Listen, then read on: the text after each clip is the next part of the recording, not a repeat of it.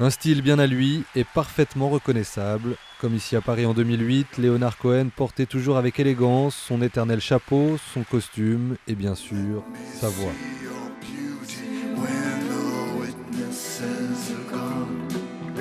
Né à Montréal en 1934, Leonard Cohen a grandi dans une famille juive d'origine polonaise.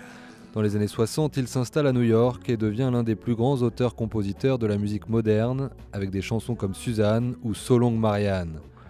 Plusieurs générations ont été marquées par son interprétation sombre de la musique folk et ses textes d'une portée souvent très métaphysique.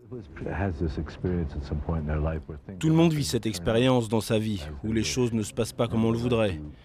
Mais il faut faire des choix et vivre sa vie en acceptant que son existence ne se déroule pas en suivant forcément les directions et les schémas que l'on détermine.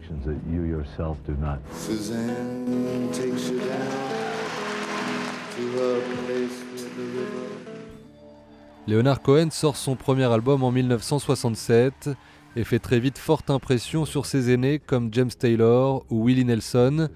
Chanteur, poète, mais aussi romancier et peintre, Leonard Cohen était un artiste complet qui est toujours resté un homme modeste.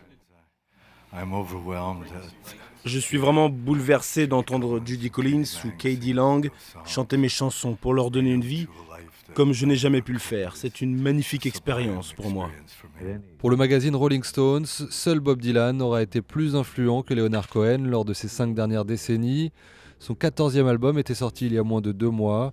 Une très longue carrière, suspendue dans les années 90 pour devenir moine bouddhiste. La spiritualité est toujours au cœur de son œuvre, comme dans sa chanson la plus célèbre, intitulée Alléluia.